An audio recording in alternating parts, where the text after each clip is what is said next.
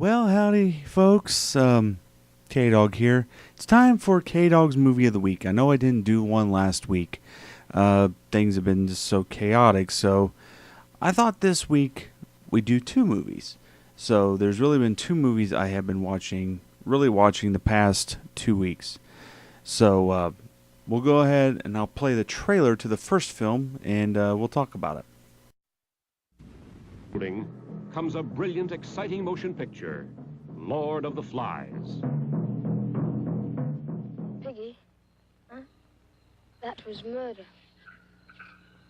You stop it. What good are you doing talking like that? It was dark. There was that bloody dance. There was thunder and lightning and rain. We were scared. It wasn't what you said. Oh, Piggy!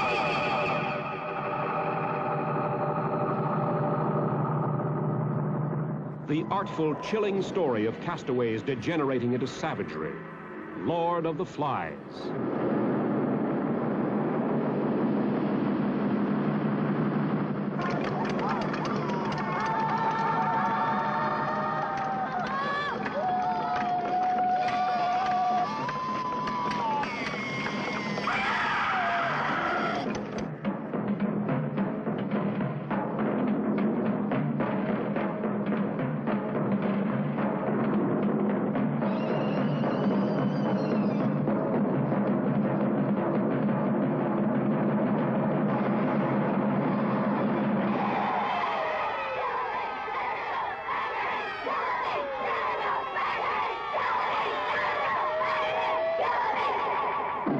Lord of the Flies is one of the gems that will be watched by connoisseurs of the film for years to come, says the New York Mirror. Don't miss this widely acclaimed and shocking hit, Lord of the Flies.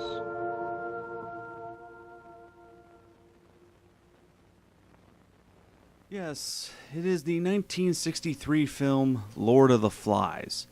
This is a movie I picked up a couple weeks ago down at the Barnes & Noble in Noblesville.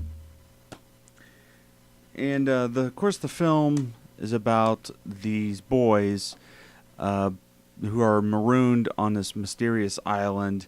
They are trying to figure out how to survive, and they think everything is in order, and they have to come together and learn how to survive, and the whole thing ends up becoming chaos. And of course the film was originally released in 1963, directed by Peter Brook, based on a book by William Golding. The film, what can I say about this film? It's a really... This is one of those movies that you could not make today. Mainly because of the subject matter, and it's a wonder it even got made back in '63. They later did a 1990 version starring Balthazar Getty in the lead role.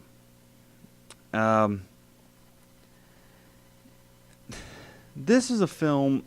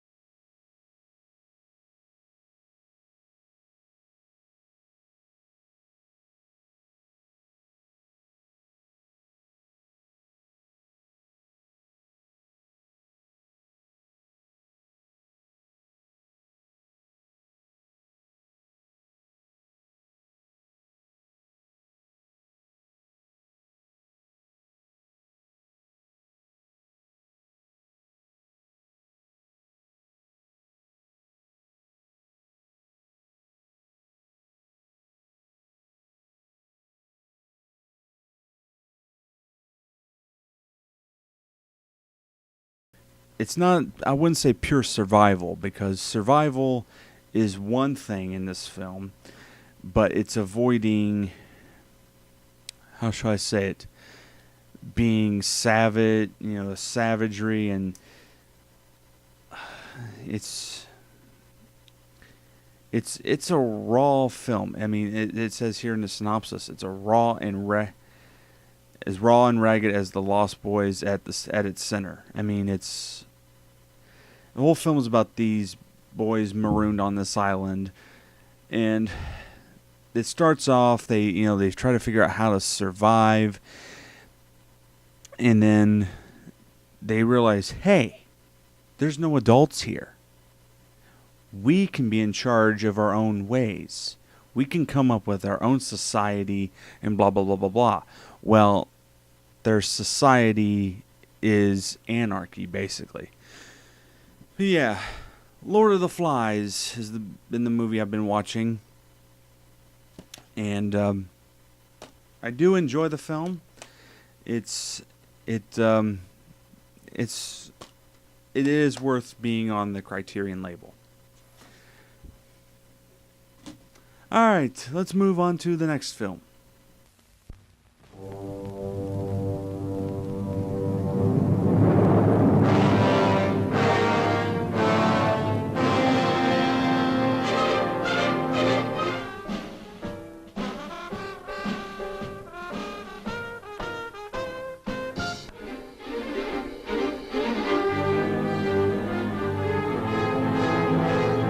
Ben never told you throw it in the river, did he? I can hear you whispering, children, so I know you're down there. I can feel myself getting awful mad. Here is all the passion and suspense, the heart-pounding warmth of the best-selling novel that gripped millions. Oh, wake up! Come on, girl! Superb, unforgettable performances by an extraordinary array of talent. Figured I was gone, huh? Run, hide in the staircase. Run quick! Ruby, shit! What do you want? I want them kids. I'm giving you to the count of 3 to get out of here, then I'm coming across the kitchen shooting you. The combined powers of Paul Gregory and Charles Lawton brought the Caine Mutiny Court-Martial to Broadway. Now the screen receives that same creative, electrifying impact. The Night of the Hunter.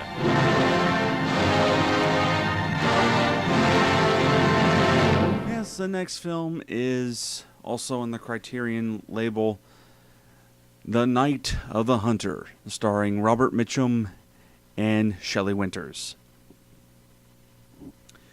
I really enjoyed this movie. It's a very well done movie, well performed movie. I would put this movie, if I was to put this movie into a category, I would put this movie in with To Kill a Mockingbird. Now, why is that? Because the whole film is done through the eyes of these children. The children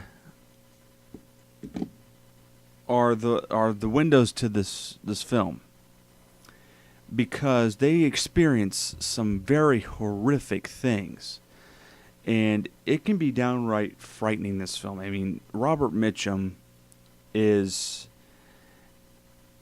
in this film, he is very intense. He's not a likable guy at all. The film is about